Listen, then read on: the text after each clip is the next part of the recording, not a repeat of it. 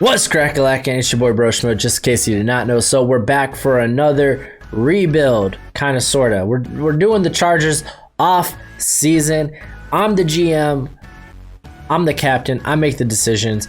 So, yeah, let's see what we're going to do here. But before we do that, go ahead, become a bro, and subscribe. Leave a thumbs up if you enjoy the content. And also, hey, if you really like the NFL draft, I predominantly do NFL draft content, so check that out. So let's go ahead. Let's dive into the Chargers. They got $54 million in cap. So this is my plan, right? We're not bringing Phillip Rivers back. That's a no-go. I'd really, given how much the offensive line struggled, that I want to address that. I don't want to address quarterback immediately. So I'm already made up my mind. I'm not going to go after quarterback initially in the first round of the draft. So we'll wait on that sucker. So I know I'm going to want to sign someone for in between, someone that can get us by until next season. Next season, I will go after my quarterback of the future. So I'm going to really try to focus on the offensive line, and honestly, I think the defense is fine as is. I think it's a championship level caliber defense. We could fill in a few spots here and there, but I don't want to spend too much, kind of, sorta. At least that's the plan. So let's go into the releases first. We got Russell Okung. He just costs too much. He's like $15 million. I want to upgrade from him anyway. He's got ton of injury concerns. Denzel Perryman, he's been okay. I think the guys behind him are much better in Tranquil and White. And then I'm also getting rid of Thomas Davis. He's a good veteran, but he comes with a big price. Mike Pouncey, again, another guy that's kind of been hurt. Another guy that's kind of, I don't think he's worth the money. And then we're getting rid of Brandon Membrane. I don't know how you say it, but he's another veteran guy that, hey, we could probably find a younger, better player. Forrest Lamp, I'm getting rid of. He's just been terrible. It's definitely one of those atrocious 2017 guard pickups. Dan Feeney, giving him away. I don't think it's worth it. I think with his cap costs, like, it's not that high. It's not that high, so let's keep him for depth. And then Tyrod Taylor, honestly, you could take it and leave it with Tyrod. I just kind of did it just in case we needed his $5 million that he costs. I don't mind keeping him, honestly. I think I would probably go after him again to be a backup. But those are the releases. It frees up $42 million. We got 96 going to free agency. So first, re-sign-ins. I want to bring Hunter Henry back on a one-year deal. Honestly, he's one of the better tight ends in the league. So I think keeping him is a big priority, and maybe trying to get a long-term deal with him. And then we're going to use a first-round restricted free agent tender on Austin Ekeler. So I don't think any team will give up a first round pick to get Austin Ekeler. And if they do, then yee, I'm excited. So that brings us down to $82 million. It only costs us $14 million for these guys. So I don't mind that. Sign-ins, big sign-ins. Anthony Costanzo. I know a lot of people have a gripe with me picking some of the same people. I'll try and change that in the future, but it's just he's the best tackle free agent out there. So 3 years, $40 million. I get Dennis Kelly, who's been very solid for the Titans. Could bring him in to play right. Getting him 2 years, $6 million. Ben Garland, he played extremely well in San Fran. So getting him for cheap, 2 years, $8 million.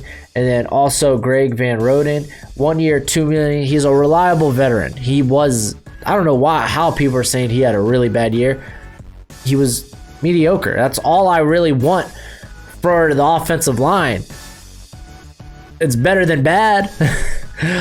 Some of the other guys we ended up signing here: Teddy Bridgewater, 2 years, 18 million, so we're paying 90 million a year. I don't mind him being my bridge quarterback. He's a good game manager, and honestly, if he plays well, we could, especially if he plays well next year, we could change that. We could give him an extension.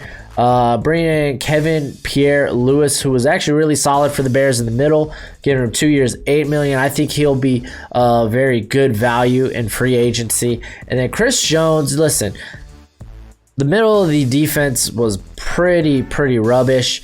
Jerry Tillery didn't play that well, but it was rookie year, so I'll give him benefit of the doubt. But Chris Jones, just that, pairing him up with Bosa and Ingram just makes it terrifying. We had the money to spend. That leaves us with $29 million to kind of fill out our roster. And I mean, a lot of these aren't even long contracts, so it doesn't tight us for cap going into the next 2 years. So on to the draft. I went ahead and did the draft. That way it saves a bunch of time, because I found that FanSpeaks, their draft simulator, it takes a really long time to go pick by pick.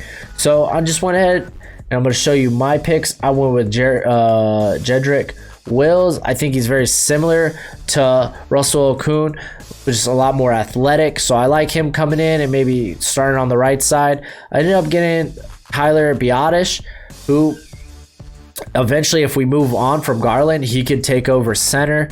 I got Troy Dye in the third, helps with the defense. I don't mind that. And then Luke Barku out of San Diego State, because we do need an upgrade on the other side of Casey Hayward. So I don't mind developing this guy. We got Keyshawn Vaughn, who would be good to go with Joe Jackson and Austin Eckler. Nate Stanley, everything screams backup quarterback to me. So I got us a developmental backup quarterback. And then Tommy Kramer, I think is going to fall in drafts, but I think he would be good for the Chargers offensive line. I think he just kind of matches what they're trying to go for. I think it's just an ideal it's just an ideal landing spot for Kramer. So with that being said, let's take a gander at what the starting offense or lineup would look like.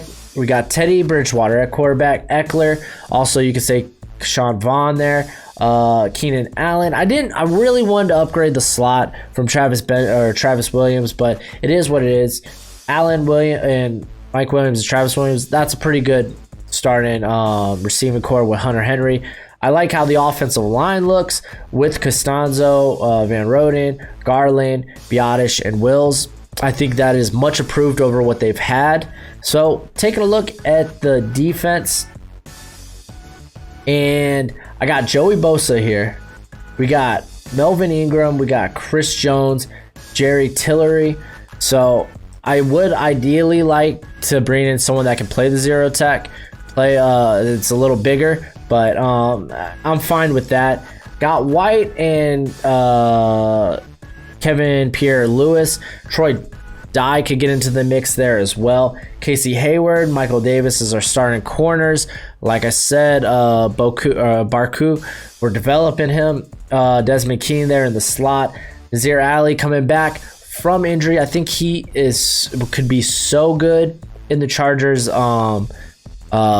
scheme. I think he's ideal, especially to pair up with Derwin James. I think we have a playoff caliber roster. Like I said, ideally I would focus on maybe getting a quarterback next year if Bridgewater is just okay. So that's it for the video. Hopefully I didn't mess up the Chargers too much, but as always, you be easy, my friends. Later.